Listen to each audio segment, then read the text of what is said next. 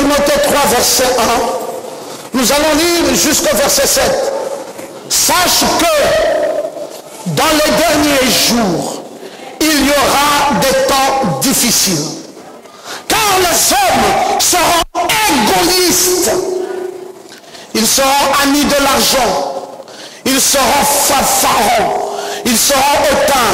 Ils seront blasphémateurs. Ils seront rebelles à leurs parents. Ingrats, irréligieux, insensibles, déloyaux, calomniateurs, intempérants, cruels, ennemis des gens de Dieu, traîtres, emportés, enflés d'orgueil, aimant le plaisir plus que Dieu, ayant l'apparence de la piété, mais régnant ceux qui en fait la force.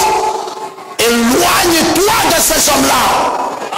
Il en est parmi eux qui s'introduisent dans des maisons et qui captivent des femmes de l'esprit faible et borné, chargées de péché, traitées des passions de toute apprenons toujours et ne pouvons jamais arriver à la connaissance de la vérité. Amen. Assieds-toi mon frère. Écoutez, nous sommes arrivés à la fin des temps. C'est justement parce que nous sommes arrivés à la fin des temps que Paul avait annoncé que vous reconnaîtrez la fin des temps par l'accomplissement de la prophétie des temps difficiles viendront. Ces temps difficiles sont là. Nous sommes exactement en train de vivre la prophétie des temps difficiles. C'est le premier signe. Si tu es ici et que tu ne vives pas des temps difficiles, ça veut dire que tu ne comprends pas où est-ce que tu en es. Nous n'allons pas en tant qu'église, alors que nous sommes à l'orée du départ, vivre de temps aisés. La Bible a prédit qu'il y aura des temps difficiles. Oui, et c'est dans les derniers jours. Dans les derniers jours, il y aura des temps difficiles. Les hommes seront égoïstes. Dis amen très bien. Regardez la main, fermée, égoïste. Ils ne sont plus capables de pouvoir ouvrir la main et partager. C'est ça l'état d'esprit des hommes des derniers jours. Ils seront égoïstes. Amen. Ne t'étonne pas si tu marches avec des gens et que tu constates leur égoïsme. C'est simplement des gens qui répondent à l'appel des temps derniers. Ils seront amis de l'argent. Frère, pour un rien, ils peuvent vous trahir à cause de l'argent. Ils seront fanfarons, ils seront hautains, ils seront blasphémateurs, ils seront ingrats, ils seront rebelles à leurs parents, ils seront irréligieux. Quel état d'esprit, mes frères, dans ces temps de la fin? Quel type d'état d'esprit c'est? Des gens ingrats, des gens irréligieux. Tout ce qui est spirituel ne les plaît pas. Leur cœur ne s'ouvre pas quant à ce qui est spirituel. Ils n'aiment pas le spirituel. Ils sont tellement charnels, chargés de passion de péché, que leur cœur ne peut pas s'élever. La gloire de Dieu descend difficilement dans leur vie. C'est l'esprit des temps derniers. Oui, ces hommes seront ainsi. Ils seront égoïstes. Ils seront fanfarons. Quand tu marches avec quelqu'un de cet âge, avant de lui faire confiance, prie d'abord. Ne fais pas confiance à n'importe qui. Tu vas te retrouver un jour à l'hôpital ou à la morgue. Parce qu'il aura glissé un cachet pour te tuer. C'est l'esprit de l'âge. Oui, vous pouvez marcher avec des gens, mais faites très attention. Soyez vigilants. Parce qu'ils seront comment? Dans ce temps de la fin, ils seront égoïstes, amis de l'argent, fanfarons. Ils seront hautains. seront blasphémateurs. Et ils seront rebelles à leurs parents. Ils seront ingrats et irréligieux. La Bible dit insensibles, déloyaux, calomniateurs, intempérants, cruels, ennemis des gens de bien. Amen. Oh, la Bible a prévu que si tu es quelqu'un de bien, c'est fini, tu auras beaucoup d'ennemis. C'est un signe des temps de la fin. J'aime que tu lèves ta main droite et que tu dises Amen. Donc, ne t'occupe pas de combien les gens t'aiment. Occupe-toi que Jésus t'aime. C'est le plus important. Ne t'occupe pas de qui t'aime et qui ne t'aime pas. Ça, c'est pas important. Si Jésus t'aime, c'est la chose la plus importante. Parce que les gens de bien, ceux qui seront avec vous seront des traîtres. C'est l'esprit le temps dernier, des traîtres. Même les gens les plus confiants vont vous trahir. Pourquoi vous me dites Amen? Dites Amen. C'est l'esprit de cet âge. Ils seront traîtres, emportés, enflés d'orgueil, aimant le plaisir plus que Dieu, ayant l'apparence de la piété, mais régnant ceux qui ont fait la force. Ils ne veulent pas être un avec la parole de Dieu. Toujours des apparences. Amen. Alléluia. Ils ont des apparences de chrétiens, mais ils ne sont pas chrétiens. Ils ont des apparences d'enfants de Dieu, mais ils ne sont pas enfants de Dieu. Ni chaud, ni froid. Un peu vers le milieu là. L'esprit de ces derniers temps. Jamais complètement engagé. Jamais complètement pour Jésus. Toujours un pied ici et un pied là. L'esprit de la Odyssée. Leur passion compte plus que les choses de Dieu. Leur désir, c'est plus important que ce que dit Dieu dans sa parole. L'apparence de la piété. Regardez ce qu'il a fait. Il y en a parmi eux qui s'introduisent dans les maisons et qui captivent des femmes de l'esprit faible et bornées, chargées de péché, agitées par des passions de toute espèce. Ils apprennent toujours et ils ne parviennent jamais à la connaissance de la vérité. Ça, c'est la première prophétie. Ça, c'est ta feuille de route.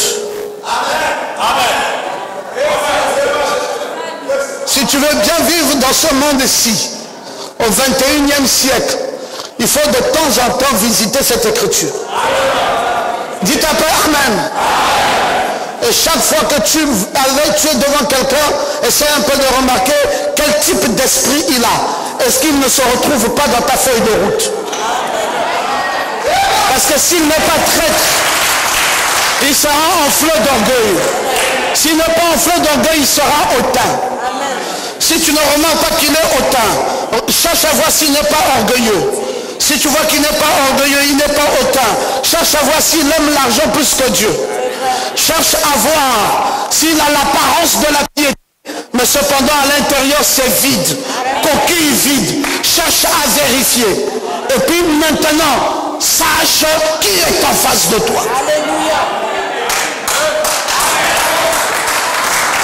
Alléluia.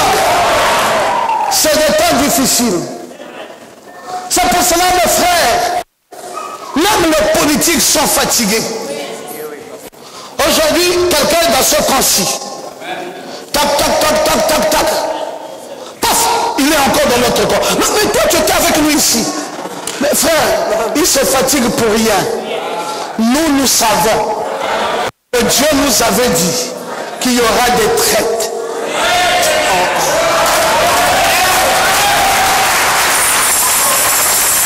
Est-ce que quelqu'un peut te dire Amen?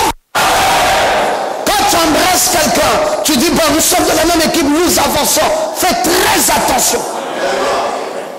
Tu peux te suicider. Il peut être avec toi alors qu'il est aussi avec l'autre. Il est est juste avec toi pour prendre des nouvelles et il les rapporte là-bas. Ou il est avec toi pour faire le faux. Et le moment où ça se complique, il éclate chez toi. Et il te déstabilise. L'esprit des temps derniers. Ils seront orgueilleux, fanfarons, ayant l'apparence de la piété, mais régnant ce qui en fait la force. Alors la Bible dit, éloigne-toi.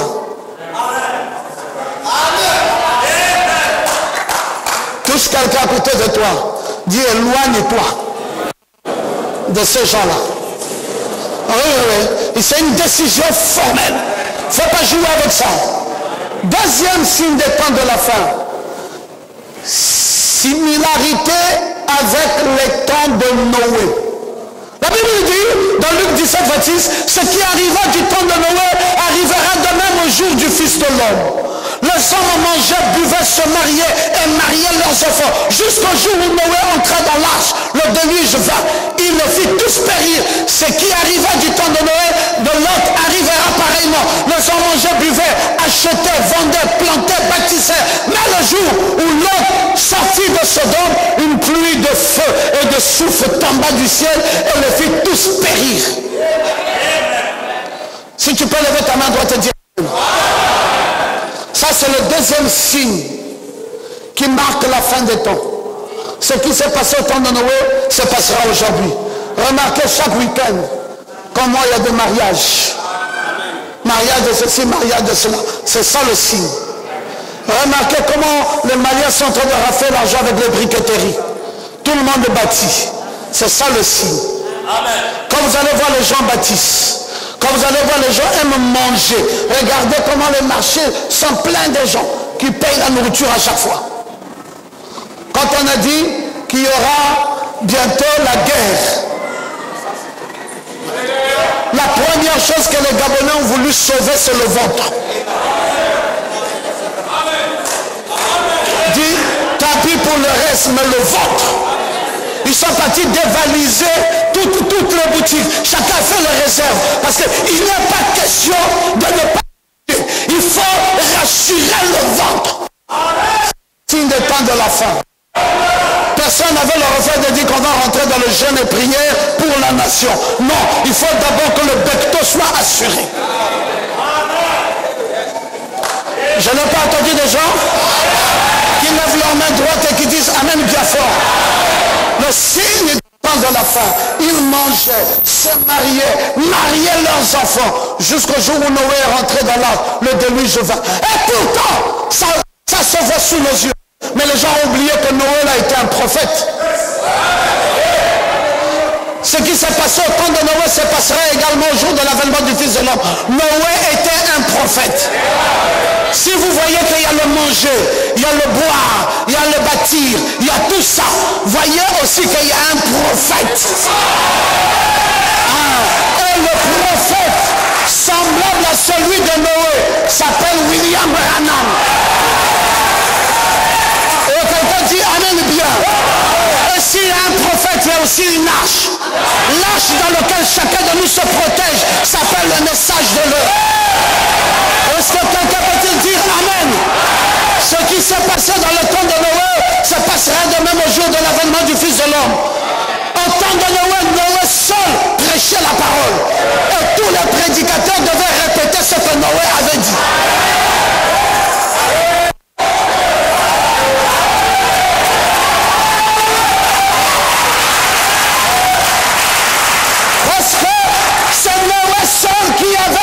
Dit le Seigneur.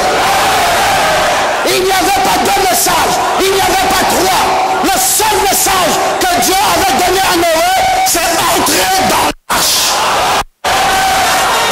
Alléluia. Le seul message que Dieu a donné à William Branham, c'est la restitution de toutes choses. Oh, j'aime que tu peux te mettre debout et que tu peux dire Amen. Qui s'est passé au temps de Noé se passera de même au jour de l'avènement du Fils de l'homme. Les hommes mangeaient, les hommes buvaient, les hommes se mariaient, les hommes bâtissaient, les hommes faisaient tout. Et Et aujourd'hui, les hommes se marient, les hommes baptisent, les gens construisent les maisons, ils marient leurs filles, ils font tout ça. Mais quand on dit, il y a aussi un prophète, on dit non, on peut manger, c'est bon, mais le prophète non. Il ne faut pas que toute l'écriture s'accomplisse. Il faut qu'une portion dans le manger, le boire, le bâtir, mais pas dans le prophète. Nous disons que toutes les dénominations sont Ichabod. Si vous ne croyez pas que Dieu a envoyé un prophète dans ce temps-ci, vous allez vous perdre. Parce que si vous viviez dans le temps de Noé et que vous ne croyez pas que Noé était le prophète de son temps, vous devriez vous perdre. Vous allez vous dire, mais écoutez, au temps de Noé, il y avait Jéhovah. Oui, même aujourd'hui, il y a Jésus. Mais Jésus seul ou Jéhovah seul ne suffisait pas. Il fallait un homme habillé et qui annonçait les oracles de Dieu et qui disait, ainsi parle le Seigneur. Alléluia. Et au temps de Lot aussi, c'était la même chose. Il y avait un prophète. Et ce prophète avait 7 lettres. Et ce prophète s'appelait Abraham. Et aujourd'hui, il y a un prophète comme Abraham. Il s'appelle Branham. Lui aussi, son nom a 7 lettres. Et ça se termine par H-A-M, qui veut dire la contraction d'Élohim. Oh, je veux que tu lèves ta main droite et que tu dises Amen. Mais le jour où Lot sortit de Sodome, une pluie de feu et de soufre tomba du ciel. Ah, Sodome et Gomorrhe. Et à Sodome et Gomorrhe, il y avait quoi? Il y avait les pédés.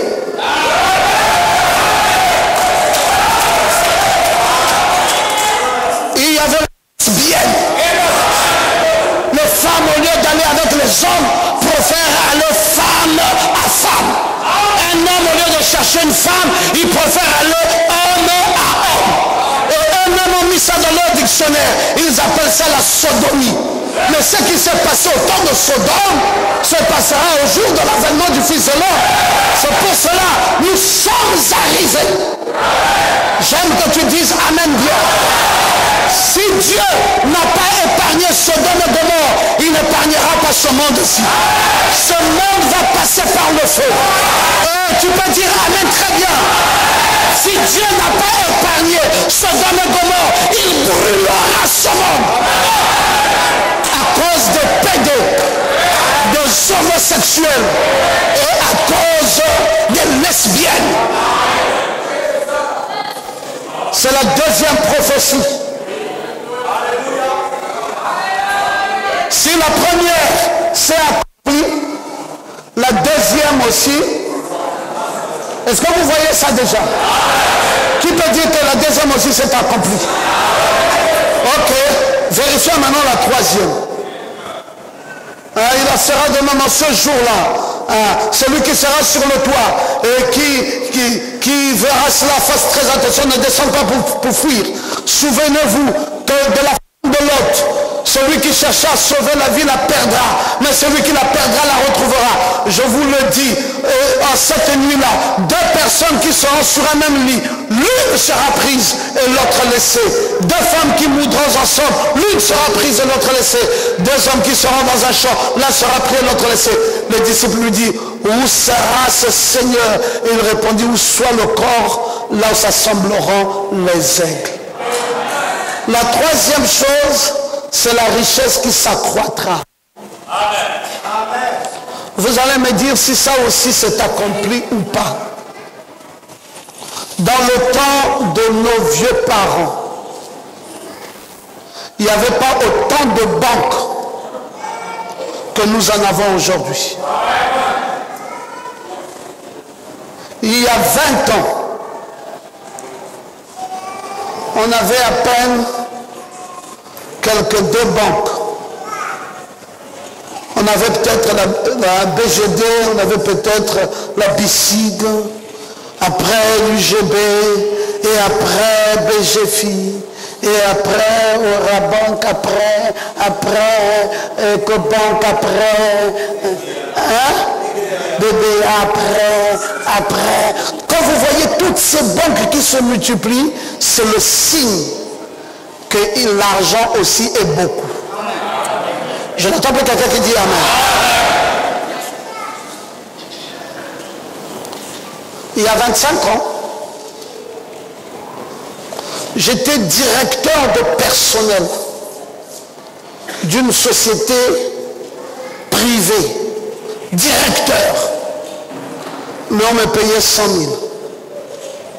Demandez à un directeur général d'une société privée et demandez qu'on lui paye 100 000.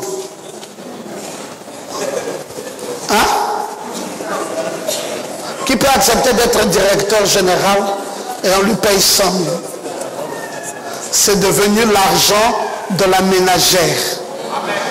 Dites un peu Amen. Ça, ce n'est plus l'argent qu'on peut payer un directeur. Même le secrétaire va bouder. À combien plus forte raison le directeur lui-même. C'est pour vous dire à quel point l'argent s'est accru. Mais que dit Jacques 5? À vous maintenant riches, pleurez et gémissez à cause des malheurs qui viendront sur vous. Vos richesses seront pourries. Vos vêtements seront rangés par les teignes. Votre or et votre argent sont rouillés. Et leur rouille s'élèvera en témoignage contre vous et dévorera vos chairs comme un feu. Vous avez amassé des trésors dans les derniers jours. Voici le salaire des ouvriers qui ont moissonné vos champs et dont vous les avez frustrés. Crient. Et les cris des moissonneurs sont parvenus jusqu'aux oreilles du Seigneur des armées. Vous avez vécu sur la terre dans les voluptés, dans les délices, et vous avez rassasié vos corps au jour du carnage.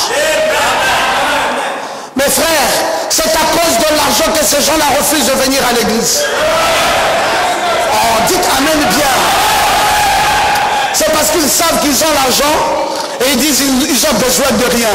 Aller à l'église leur sert de quoi? Ça ne leur sert plus à grand chose. Quelqu'un va vous dire, moi j'ai mon argent, je vais aller faire quoi à l'église?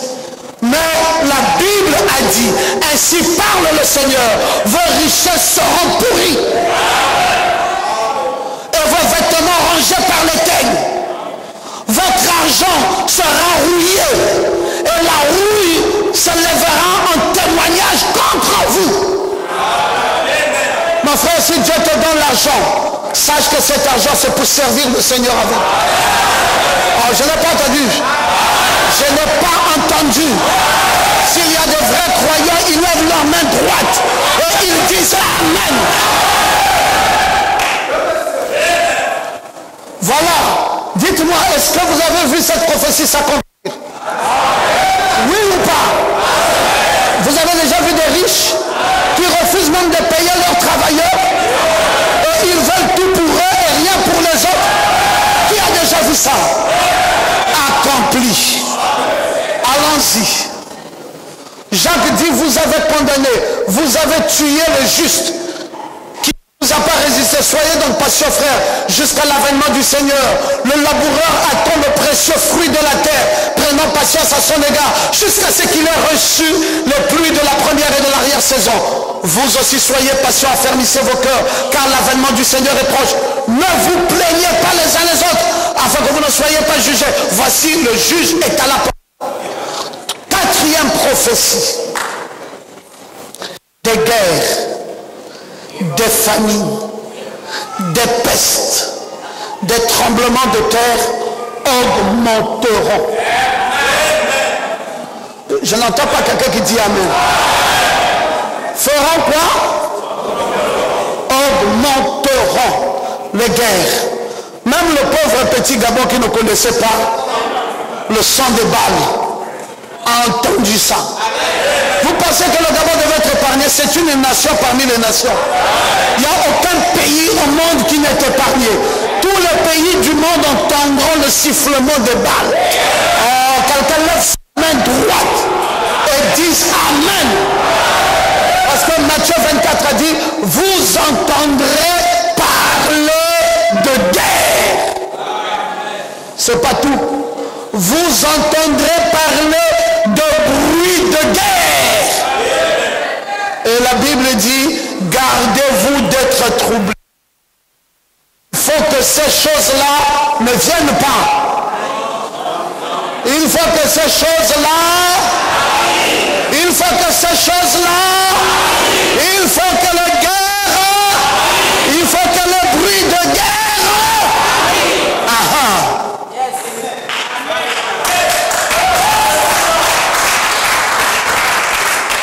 Comment allons-nous faire? Nous prions juste pour que Dieu atténue. Mais nous ne pouvons pas faire éviter ça.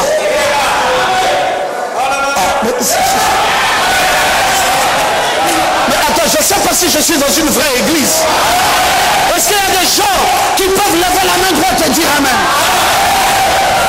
Nous prions pour que Dieu atteigne. Nous ne pouvons pas prier que cela n'arrive pas. Parce que ça fait partie des prophéties des derniers jours. Alléluia! La Syrie, actuellement, la Russie a déjà préparé sa base militaire au Cuba. Et nous sommes en train d'assister avec impuissance la montée du communiste. Et nous avons vu comment Poutine est fâché contre les Américains. Et la semaine passée, il était question que Poutine aille en France. Pas question. La France, tu restes là-bas. Moi, la Russie, je reste ici. Je suis en train d'astiquer ma bombe. Le bouton rouge de la bombe nucléaire qui doit détruire le monde entier est prêt. Et William Branham, le prophète, a dit, ainsi parle le Seigneur. La Russie bombardera les États-Unis.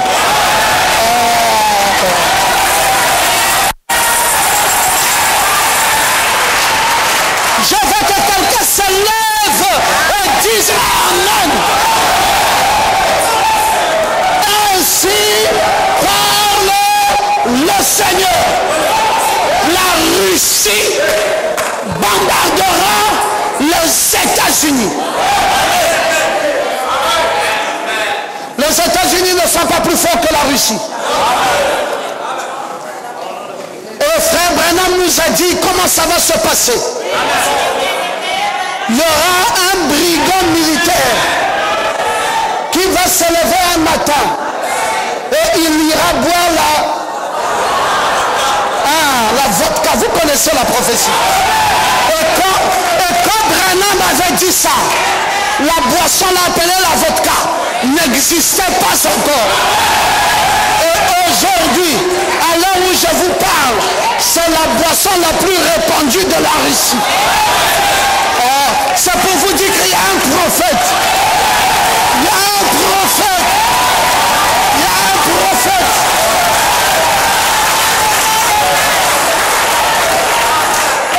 Mes frères, quand Branham avait dit ça, un temps plus tard, la Russie est devenue l'URSS. Les gens disent, mais la prophétie là ne va pas s'accomplir parce que la Russie n'existe plus. C'est l'URSS maintenant. Mais quand un prophète dit, un prophète ne t'attend pas. Il n'avait pas dit ainsi dit le Seigneur, l'URSS. Il avait dit la Russie. Et nous avons continué à croire que l'URSS redeviendra la Russie. Et à l'heure où je vous parle, l'URSS est redevenue la Russie.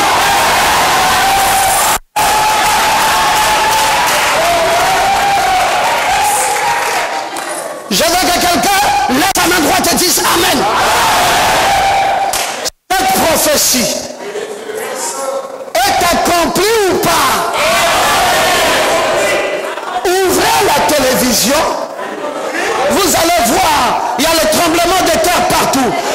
nation s'élève contre une autre nation.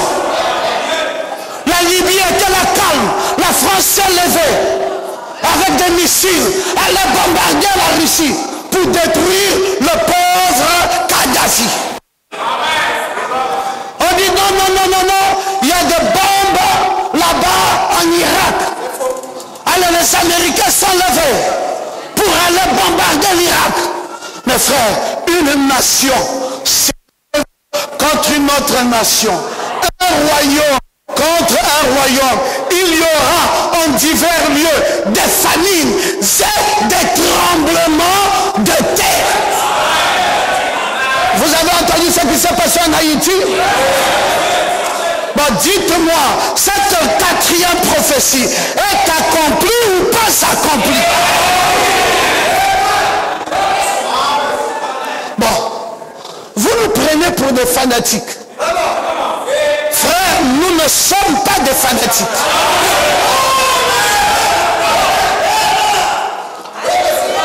Nous surveillons la Bible. Quand la Bible avance, nous avançons. Quand la Bible s'arrête, nous nous arrêtons. Il se trouve que nous sommes à l'orée du départ. Les prophéties telles qu'annoncées par la Bible sont en train de trouver leur accomplissement. La quatrième prophétie accomplie.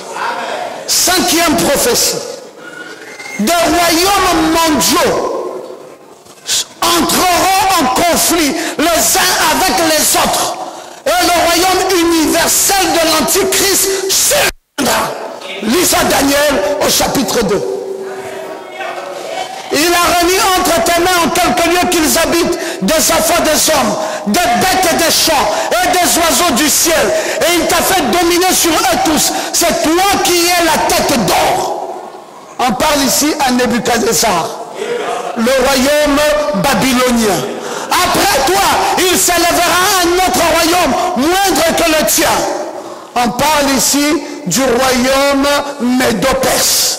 Et puis un troisième royaume. On parle ici du royaume grec. Qui sera d'airain et qui dominera sur toute la terre. Et il y aura un quatrième royaume. On parle ici de Rome. Oh, amen. Et le quatrième royaume sera fort comme du fer.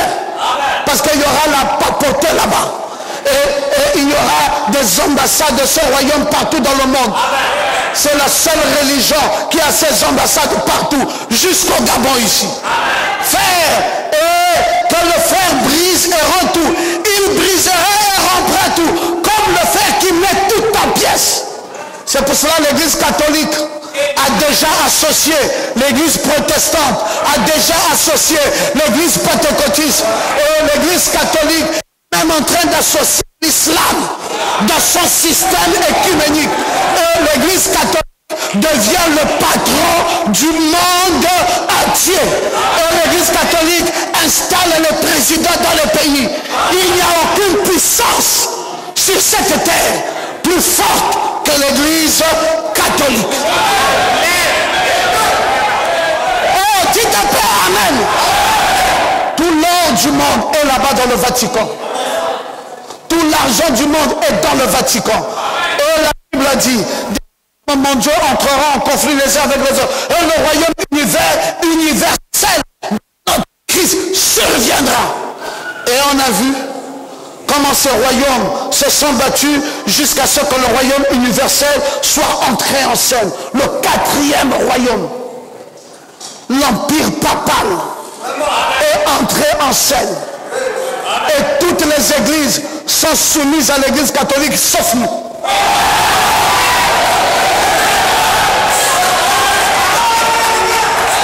Dites-toi amen bien.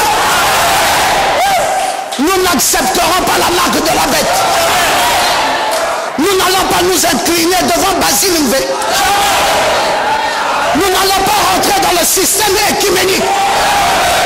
Pourquoi? Parce que la colonne de feu est avec nous. Le Dieu tout-puissant, le créateur de l'univers, nous conduit et nous conduit. Alléluia. Jésus. Sixième prophétie. Le système babylonien revivra. Ces deux choses t'arriveront subitement au même jour. La privation d'enfants et le veuvage. Elle fondra en plein sur toi, malgré la multitude de tes sortilèges, malgré le grand nombre de tes enchantements. Tu avais confiance dans ta méchanceté et tu disais, personne ne me voit. Ta sagesse et ta science t'ont séduite. Et tu disais en ton cœur, moi et rien que moi, le malheur viendra sur toi, sans que tu envoies l'horreur. Tous les rosicruciens sont les catholiques. Et tu vas me dire qui règne. Je vais te dire, calme-toi. C'est Babylone la grande. Vas-y lire Apocalypse 17. Amen. La mère des prostituées. Amen. Elle a bu le vin de sa fureur. Elle s'est enivrée du sang des saints. C'est elle, la mère sorcière, qui est sans pitié et qui tue et qui tue sans relâche. Babylone la grande. Elle est revenue sur la scène. Tu vas te cacher où? Si tu es dans une dénomination, tu seras avalé. Tu vas te cacher où? Il n'y a que le message. Il n'y a que le message. Je croyais que tu pouvais dire amen. Il n'y a que le message pour te protéger. Accompli. Oh, accompli. Septième chose, un dictateur et un gouvernement mondial surviendra sous le règne de l'Antichrist. Apocalypse 13, 17. Que personne ne peut acheter ni vendre sans avoir la marque de la bête. Le nom de la bête ou le nombre de son nom. Vous dites non, moi, cette marque de la bête ne peut pas m'avoir. Mon frère, quand tu as fait le passeport, tu avais mis quoi? Tu n'avais pas mis tes empreintes? Pourquoi tout est devenu brutalement électronique et numérique? Comment le monde, si tout est devenu électronique et numérique? Même quand tu es ici aux États-Unis, on connaît. Personne ne peut plus échapper. Tu es sous le contrôle. Mais William Branham nous dit que vous qui êtes dans les noms sont inscrits dans le livre de vie de l'agneau. Même Dieu lui-même est dans l'incapacité de rayer vos noms. Alléluia! Parce que vos noms sont inscrits dans le livre de vie de l'agneau. C'est un nom qui est écrit par le sang de Jésus. C'est pour cela, frère, n'aie pas peur. Toi, tu ne peux plus jamais te perdre. C'est impossible pour toi de recevoir la marque de la bête. Parce que pour recevoir la marque de la bête, il fallait ne pas recevoir le sang de Dieu. Mais si déjà tu reçois le sang de Dieu, c'est que le sang du diable ne peut plus entrer. Qui a reçu le sang de Dieu? Alléluia! Mes frères, il est en train de marquer tous les dénominationnels et tous les gens du monde. Huitième chose, un système mondial religieux surviendra. C'est ici l'intelligence qui a de la sagesse. Les 7 têtes sont les 7 montagnes. Et ça c'est Rome sur lequel la femme est assise. Ce sont les 7 rois. 5 sont tombés. Un existe et l'autre n'est pas encore venu. Et quand il sera venu, il doit rester un peu de temps. Et la bête qui n'est plus, est elle-même un 8e roi. Et elle est du nombre de 7. Et elle va à la perdition. Les 10 contes que tu as vus sont 10 rois qui n'ont pas encore reçu de royaume, mais qui reçoivent autorité comme roi pendant 1 heure avec la bête. Et celle qui vient terminer, couronner cette autorité-là, c'est Hillary Clinton. Parce que le prophète l'a déjà vu. Il dit que cette femme est cruelle. C'est une femme d'une belle apparence qui va monter sur le trône des États-Unis. Ainsi dit le Seigneur, elle est cruelle, elle est méchante et elle est dictateur. Et quand cette femme sera sur le trône des États-Unis, alors c'est cette femme qui dira à la Russie, nous n'avons pas peur de vous. Et la Russie dira, bon, puisque madame vous voulez oser, nous allons vous montrer que nous ne sommes pas le rideau de pourpre, mais que nous sommes le rideau de fer. Et en ce moment-là, la Russie va appuyer. Et frère Branham dit, dès que j'ai vu la 6e vision, où la femme était devenue présidente des États-Unis, il n'y a pas eu de temps plus. Juste après cela, nous avons vu les cendres de feu aux États-Unis. Donc laissez-moi vous dire que bientôt, très bientôt, nous allons quitter ce monde. C'est pour cela, mes frères, nous allons amener Jésus-Christ dans vos cœurs. Nous allons amener une adoration parfaite. Nous allons amener une louange parfaite. Nous allons amener une parole parfaite. Nous allons amener un Dieu parfait. Alléluia. 9e prophétie. Le faux prophète et des antichrists abandonneront en ce temps. Est-ce que nous ne voyons pas ça partout? Partout il y a des faux prophètes. Alléluia. Mais vous savez une chose, quand on dit un faux prophète, il est faux parce qu'il y a un vrai quelque part. S'il y a des faux prédicateurs, c'est qu'il y a aussi des vrais prédicateurs. Moi j'aime quand tu peux dire Amen. Dis Amen très bien.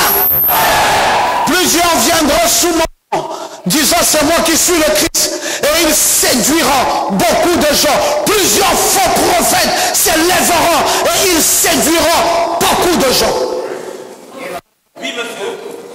Les faux prophètes, ils sont sortis de la... Ils n'ont jamais rencontré Dieu dans le buisson ardent. Ils n'ont pas la colonne de feu dans leur cœur. Ils prêchent quel type de parole? Tout le temps, ils sont dans la séduction.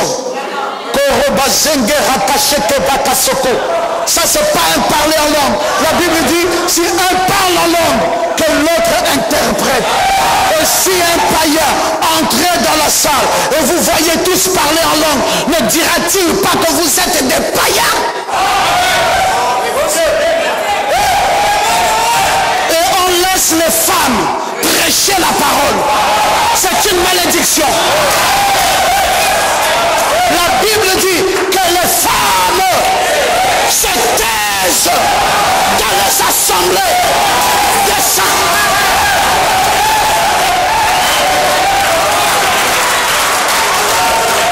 Que les femmes suivent l'instruction dans une entière soumission, comme il convient à des femmes qui font profession de Dieu.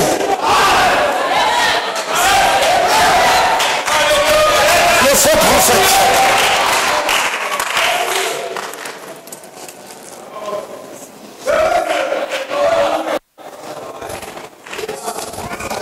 Qu'est-ce qu'ils attendent pour dire aux femmes de porter des jupes longues?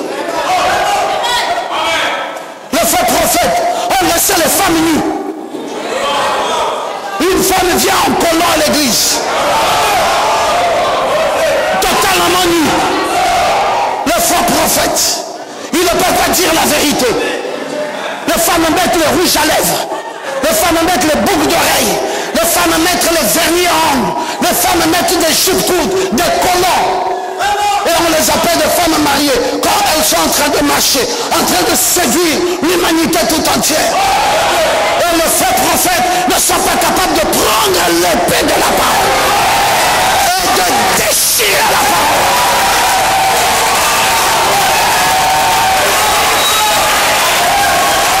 Je veux que quelqu'un dise Amen. Je veux que quelqu'un dise Alléluia.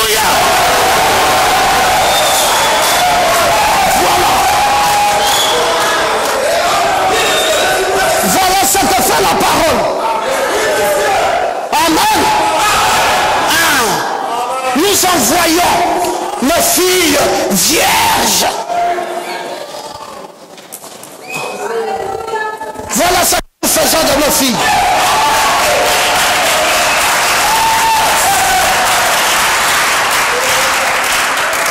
Les faux prophètes ne peuvent pas lever l'épée. Si aujourd'hui, il y a les femmes dignes d'aller en mariage, ce sont les filles du message. Remplies du Saint-Esprit. Dans leur cœur, dans leur âme, dans leur esprit. Et intelligentes. Je viens de tirer seulement 2 filles au pif ici là. Et les 2 universitaires diplômés. L'autre a une licence, l'autre aussi a plus qu'une licence. Et celle-ci vient d'aller en mariage. Et celle-ci, je vais la positionner le mois prochain.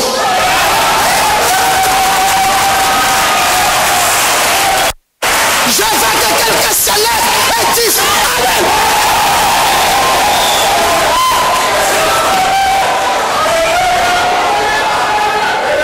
Plusieurs viendront sur mon nom. C'est moi qui suis le Christ. Nous ne croyons pas ça. La parole de Dieu corrige, reprend, censure. Est-ce que c'est ça que fait la parole? Ça reprend, ça censure, ça corrige, ça déchire le péché. On ne peut pas laisser les filles vivre dans le péché. Et on appelle ça l'église. Avec un collant. Alléluia! Que le Seigneur vous bénisse. Jézabel rétrograde. Descends de la chair.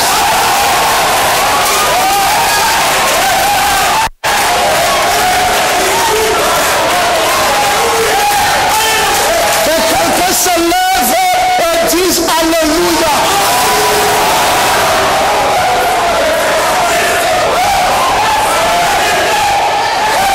Et vous me demandez à moi de m'asseoir dans l'église en train d'écouter une Jézabel.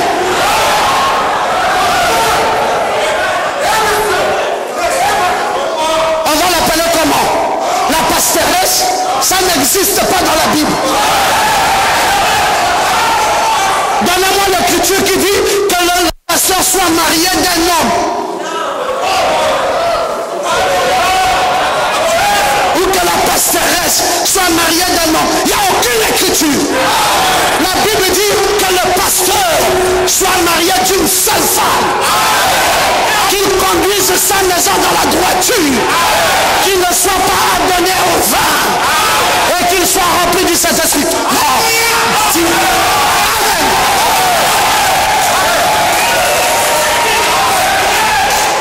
Où est-ce que vous avez eu l'écriture? Oh, elle est apôtre, apôtresse. Ça existe où? Nous avons les 12 apôtres de Jésus. L'apôtresse aussi était là. Une femme apôtre, c'est la malédiction. C'est pour cela que les faux prophètes doivent s'asseoir. Laissez ceux qui ont reçu le mandat de Dieu de prêcher la parole. Parce que la Bible dit plusieurs faux prophètes s'élèveront et séduiront un peu de gens.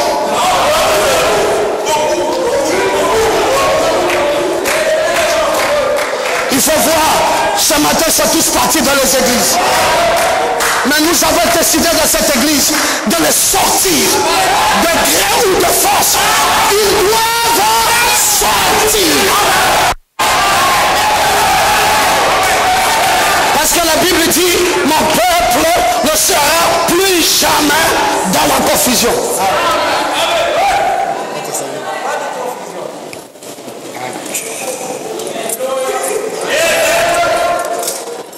Voilà nos filles. Regardez ça. Une jolie femme. Avec une jupe.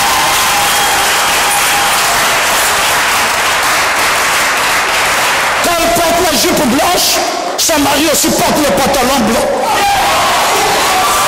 Comme des anges.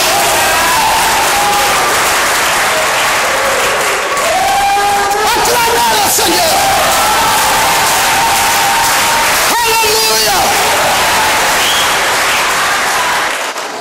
Deuxième chose, une persécution intense viendra sur le sang. Est-ce que vous pouvez dire amen à ça?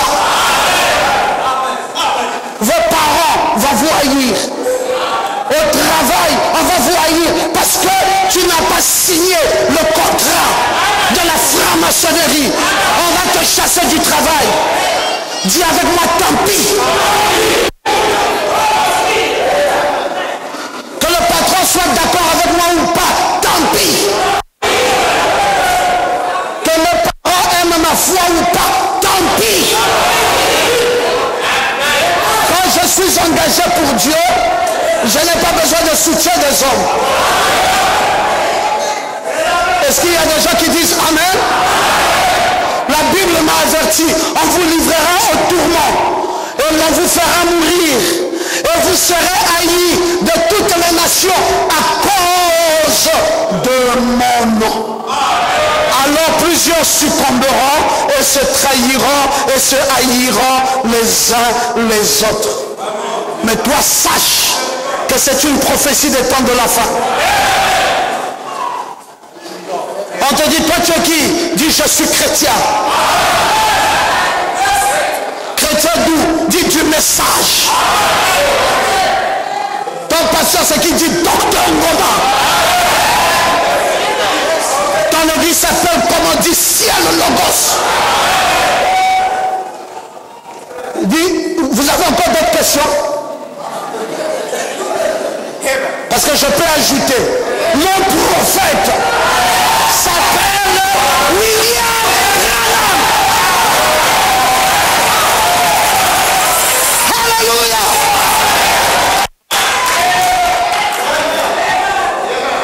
Si tu n'aimes pas mon prophète, je n'ai rien à cirer avec toi. Si tu n'aimes pas le pasteur Ngoma, je n'ai rien à cirer avec toi. Est-ce qu'il y a des gens ici qui peuvent dire amen? Tu dois aimer mon pasteur et tu dois aimer mon prophète. Parce que pasteur Ngoma me donne le goût de vivre.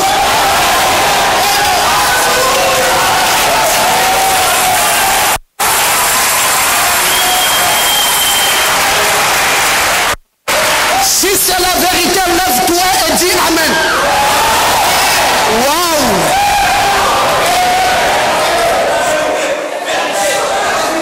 Parfois j'ai envie de danser. Parfois j'ai envie de crier. Parfois j'ai envie de sauter. Parfois, hein? Michel, parfois je ne sais plus. Est-ce qu'il faut sauter? Est-ce qu'il faut danser? Est-ce qu'il faut crier? Alléluia! La parole qui est venue en ce temps, elle a changé toute ma vie.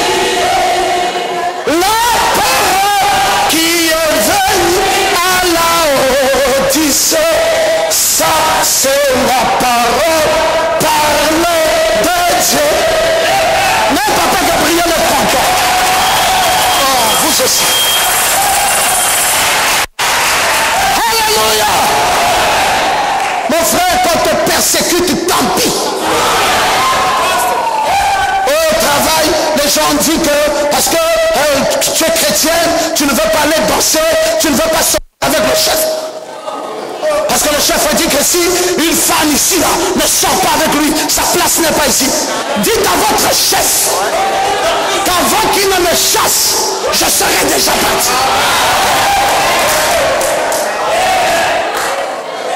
Je ne vendrai pas mon droit d'aînesse. Alléluia. À cause de lentilles.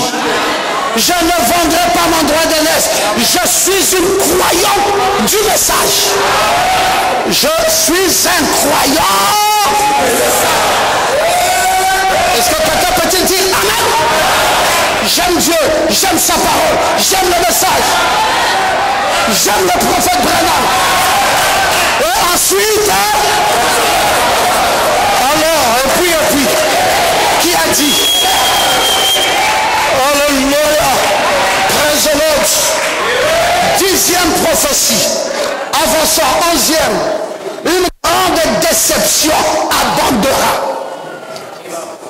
Mais l'Esprit dit expressément que dans les derniers temps, quelques-uns abandonneront la foi pour s'attacher à des esprits séducteurs et à des doctrines de démons.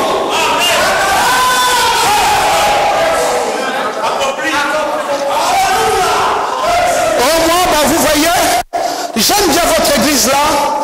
Là, vous avez une belle église, il y a des climatiseurs et tout ça. Mais ce que je n'aime pas, c'est que vous, là-bas, vous élevez un homme.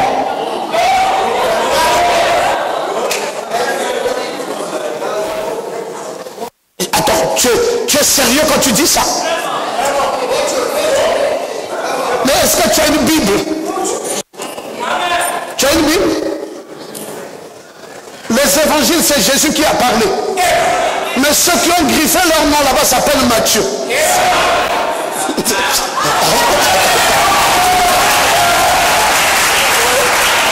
C'était les évangiles de Jésus. Mais depuis que j'ouvre ça, je dis ouvre Saint Matthieu. Est-ce que c'est Matthieu que je suis? C'est Jésus que je suis sous couvert de Matthieu. Je croyais que quelqu'un se leverait et dirait oh.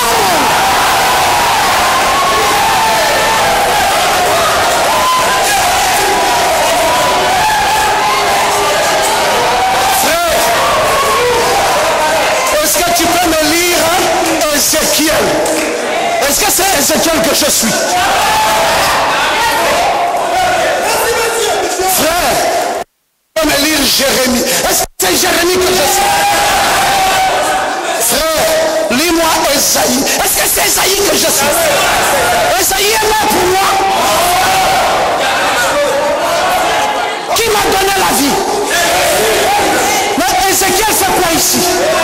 Esaïe fait quoi ici? Jérémie fait quoi ici? Matthieu fait quoi ici? C'est pour cela Branham aussi est ici.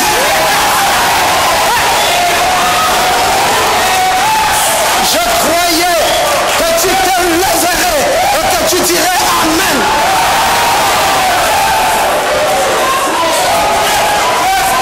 Si tu ne veux plus qu'on cite Branham, qu'on ne cite plus Esaïe, qu'on ne cite plus Ézéchiel, et que chaque fois que tu veux lire ici, tu mets Jésus dans les 66 livres.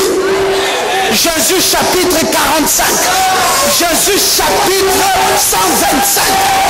Jésus chapitre 1250. Jésus chapitre 6800.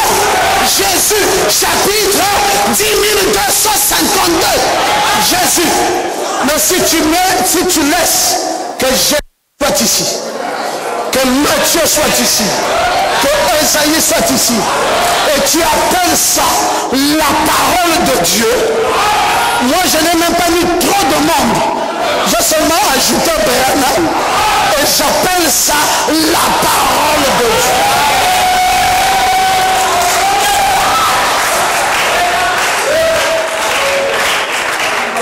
C'est la déception de cet âge.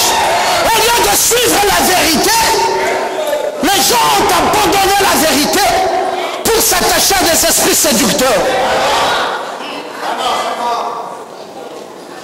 Un pasteur séducteur. Chaque consultation a son prix. J'ai envie de saluer le pasteur. Non, va d'abord chez le secrétaire pour rencontrer le pasteur. Pour salutation, c'est 5 000. Si tu veux, l'onction de c'est à 10 000. Si tu veux, l'onction. Tape les mains, tape les mains. Tape les mains. Dis avec moi, diable, diable, diable.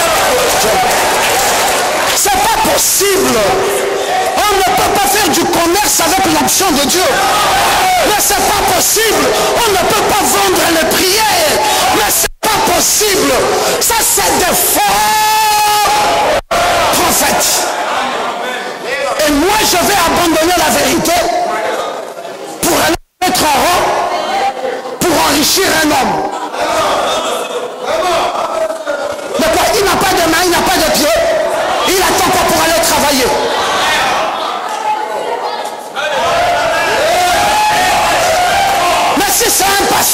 Il doit être exemplaire. Il doit nous montrer comment on travaille, comment on se bat dans la vie. Comme Pasteur Ndama est sorti premier d'une compagnie de 10 000 personnes en Afrique du Sud. Meilleur travailleur d'une compagnie de 80 nations. On a pris 80 nations, tous autant qu'ils sont des anglophones. Et je suis sorti meilleur travailleur.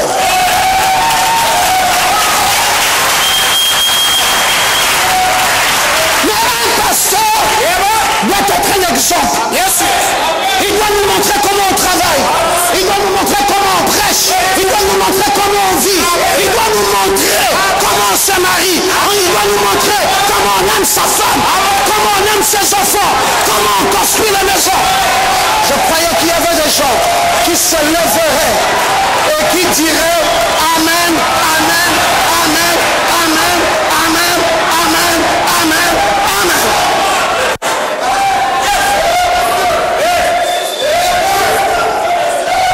S'attacher à des doctrines de démons, je n'en veux pas. Deuxième chose, une grande apostasie de l'église surviendra. L'apostasie. Oh, tu es marié.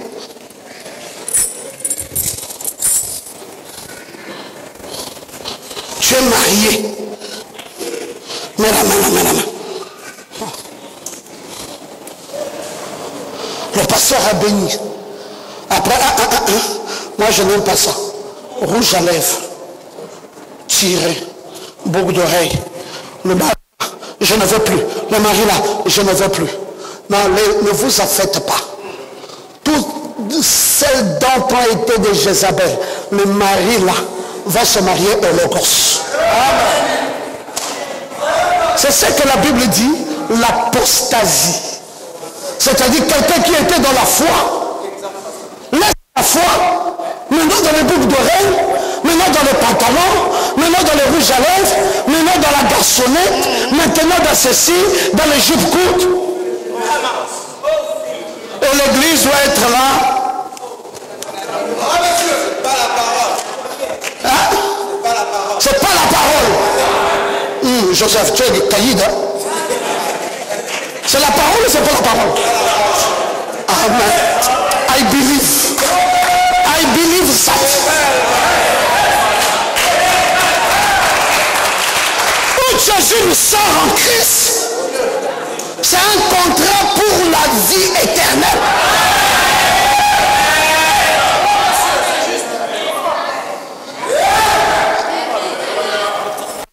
Pasteur, le frère ci, le frère ci. La Bible dit laissez le temps. Vous allez savoir, chacun va montrer ses couleurs. Bon, le frère ci, le frère ci, le frère est toujours dans la foi. Bon, toi, on ne sait plus qui est sorcière et qui ne l'est pas. Vous les reconnaîtrez par leurs fruits. L'apostasie. L'apostasie, c'est pas que tu vas abandonner Dieu. Tu vas même aller dans la dénomination et tu dis, moi, Dieu connaît mon cœur. Hein. Je suis toujours croyant. Non, Simnan, tapez les mains. Simnan. Que c'est pas possible ça. Tu laisses le prophète. Tu tombes dans la dénomination et tu dis que tu es toujours avec Dieu. Ça s'appelle l'apostasie. Et c'est une prophétie. Pour ce qui concerne l'avènement de notre Seigneur Jésus-Christ et de notre réunion avec lui, nous vous prions de ne pas vous laisser facilement ébranler dans votre bon sens, de ne pas vous laisser troubler, soit par quelque inspiration, soit par quelques paroles, soit par quelques lettres qu'on dirait venir de nous, comme si le jour du Seigneur était déjà là. Car personne ne vous séduise d'aucune manière, car il faut que l'apostasie soit arrivée auparavant et qu'on ait vu paraître le fils de l'homme du péché, le fils de la perdition. L'apostasie. Quand tu tu as déjà lâché le message. C'est quelle vie encore que tu as? La dénomination. Ah non. Ah non, non. Dites-nous clairement votre position. L'abandon de la foi. Oh frère, c'est mercredi, tu fais quoi? Non, je suis en train de suivre la série. Papa Ngoma est là. Mercredi en train de prêcher la parole. Toi, tu es en train de suivre la série. Donc on t'appelle quoi? Frère ou soeur ou païen ou corbeau ou dénominationnel ou apostat? Ça se dépend. L'église est ouverte. Tu suis la série. Ou parfois, avancez, j'arrive.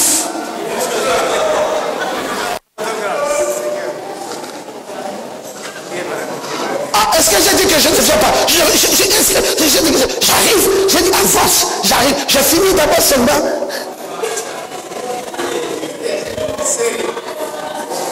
Tu n'as pas honte?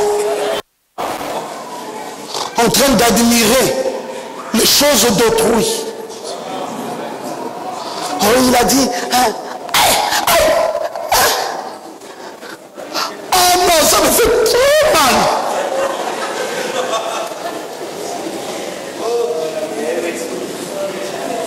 Nous avons ce que nous admirons dans l'église. La meilleure des choses qui nous donne la vie éternelle. Ça s'appelle la parole. Le reste, c'est une vanité. Oh non, c'est pas qu'il est rétrograde. Il va aller à l'église, mais toutes ses actions prouvent qu'il n'est plus dans la foi. L'apostasie, c'est pas que tu ne viens plus à l'église. Non, tu viens toujours à l'église. Debout de l'œuvre ici, tu dis je suis toujours enfant de Dieu. Mais la dîme, tu voles. Tu ne payes pas. Aller au culte le mardi, mercredi, tu n'y vas pas. Tu dis que c'est trop. Pourquoi quelqu'un doit toujours aller à l'église? C'était déjà dimanche. C'est comme ça que vivent les apostates. Amen. Ils ne vont à l'église que le dimanche. Ils sont rétrogrades. Et ils ne bénéficieront jamais du royaume des cieux. Dieu ne les connaît pas et Dieu les a déjà vomis. Ayant l'apparence, mais régnant ce qui a fait la force. Nous ne sommes pas des catholiques. Pour nous demander de venir à l'église que le dimanche. Et puis il y a même d'autres ici. Le dimanche il a la cravate, mais en semaine il a le t-shirt. Oh, mes frères, il y a des histoires bizarres. Hein? Tu dois aimer Dieu de la même manière tout le temps. En semaine, tu viens craque. Le dimanche, tu viens craque. Tous les jours, tu viens craque. Parce que tu viens pour le Seigneur. Tu ne viens pas pour un homme. On dit Amen. Si je peux chanter un cantique le dimanche, c'est que je peux aussi le chanter le mercredi.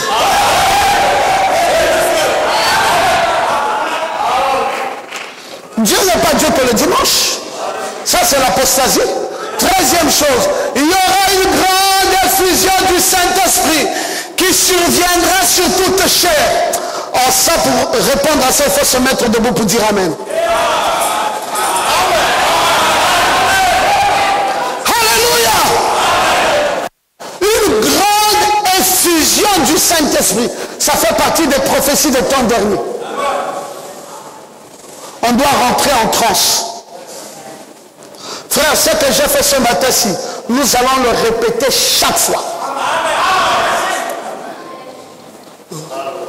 C'est pas pour dire qu'on n'a plus de chantre. On a toujours des chantres. Si vous sentez que Papa Ngoma ne prêche pas bien, recrutez un prédicateur pour renforcer. Parce que tout ce qui est important pour nous aujourd'hui, c'est baigner dans l'onction. Papa Ngoma n'est pas le plus important. C'est l'onction qui doit véhiculer. Donc moi j'ai besoin pour mon âme. Est-ce que quelqu'un dit Amen? C'est pour cela. Nous avons des très merveilleux chants. Ça je l'ai toujours dit. Mais je veux qu'il se dépasse. Ah oui, c'est ça. Parce que l'effusion du Saint-Esprit, frère, c'est une réalité. Tu vois, Guy Patrick, comme tu as chanté là, c'est Guy Patrick. Comme tu as chanté là, tu étais trop figé ici.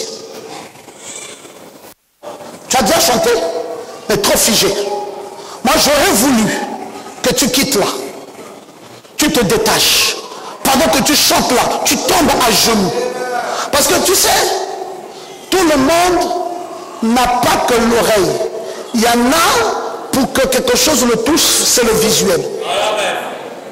Hein, c'est pas l'auditif, mais c'est le visuel. Donc, nous vivons avec des sens. Les sens-là ne sont pas développés de la même manière chez nous tous. Il y en a même pour qu'il pleure, il faut qu'il voie quelqu'un pleurer. Quand il est là en train d'adorer, oh, il pleure. Alors, le sentiment là commence à rentrer aussi. Dites un peu Amen. Mais si tout le monde ne pleure pas, il dit, oh, il n'y a rien. Mais toi, commence à pleurer. Non, moi je veux d'abord voir celui qui pleure en premier. Et c'est comme un courant. Si tu vois quelqu'un qui pleure, et il t'entraîne. Oh, dites un peu Amen. Bon, moi, je peux venir dans ton malheur, je ne veux pas pleurer. Mais ne parle pas quand tu pleures. Quand tu es là, tous les médicaments qu'on a payés, tout ça, je venais à l'hôpital tous les jours. Ah frère, quand tu dis ça, c'est fini, tu m'as tué. Dès que je suis seulement là, j'entends ça.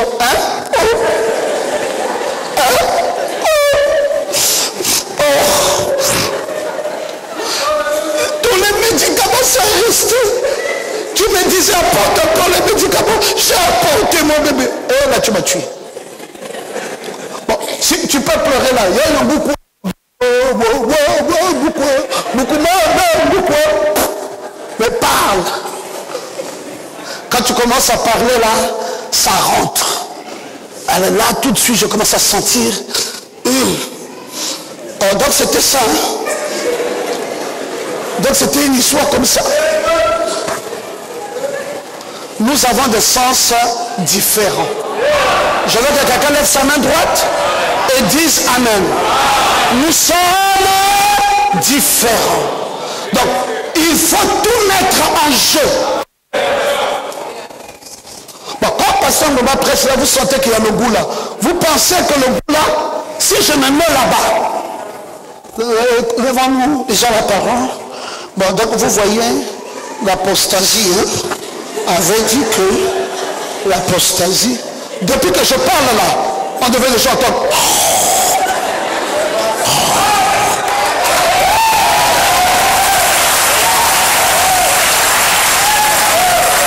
C'est la vérité ou c'est pas la vérité?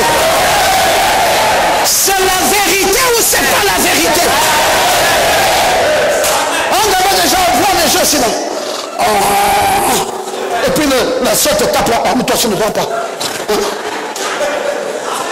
L'apostasie a dit que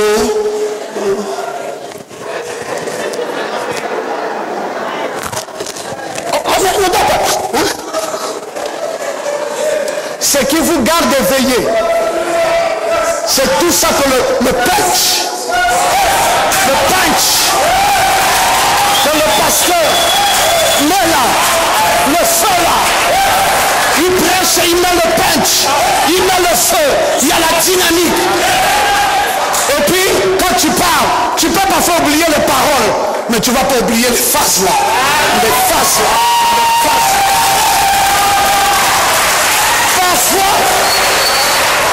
Parfois les paroles partent, mais les faces reviennent.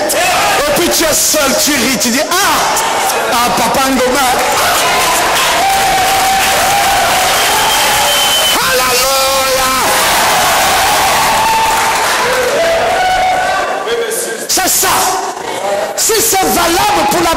déclaration, c'est valable pour la chanson. Il faut mettre le punch. Notre jeune frère là qui a chanté là, il est parti. Qu'est-ce qu'il a fait de spécial? Il n'y avait rien. On a même payé 250 000 $ cadeau. Il n'y avait rien. Mais le punch là, c'est ça qui était la vraie chose. Il glissait là, avec sa barbe là. Je me rappelle encore. Je n'ai pas tout oublié, mais c'est glissade là. Après il se met à genoux là. Il fait ça.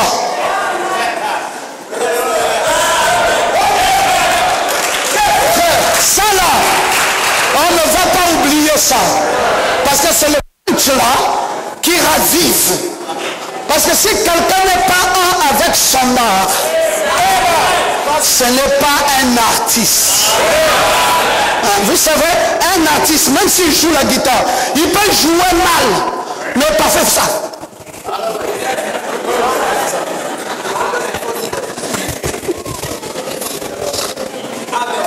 Il joue pas bien là, mais le fait de bouger la tête là, tu sens comme si c'était vrai.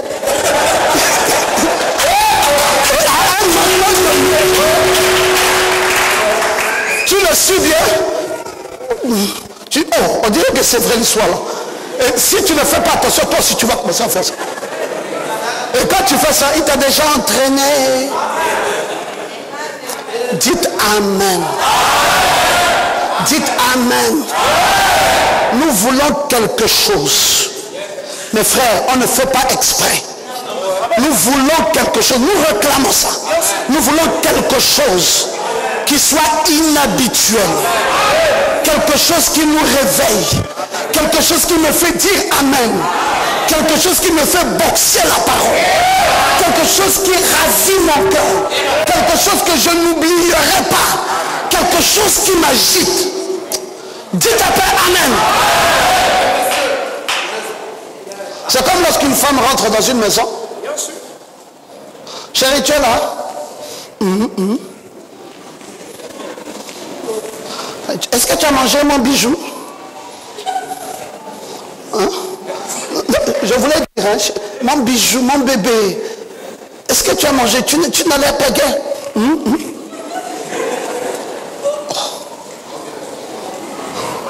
Alors, mon amour, qu'est-ce que tu veux? Je t'ai apporté des héros. Et puis quoi?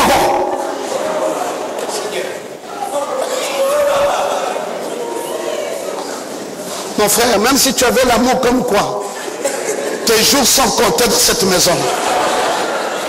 Il n'y a plus le goût de vivre avec un homme qui n'est pas sensible. On dit après Amen. Parce que ce qui harmonise un foyer, c'est la sensibilité. On doit voir un homme sensible. Il dit, oh, tu es venu ma chérie. Oh, viens. Ah, mais tu es belle. Mais je ne t'avais pas vu dans cette tenue. Oh, qu'elle est mignonne, ma femme. En tout cas, tu es une belle femme. Ah, mais pasteur, j'avais déjà dit ça le jour du mariage. Rétrograde. Qui t'a dit qu'on dit ça une seule fois pour la vie? On dit ça tous les jours.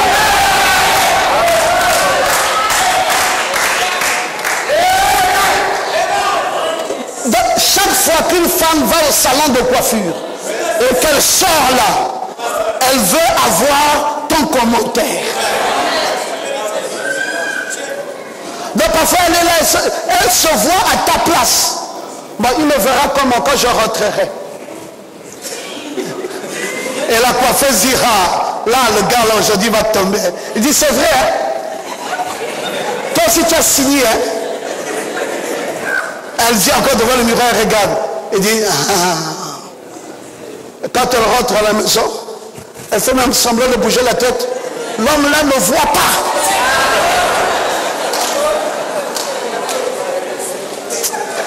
Que le Seigneur vous bénisse.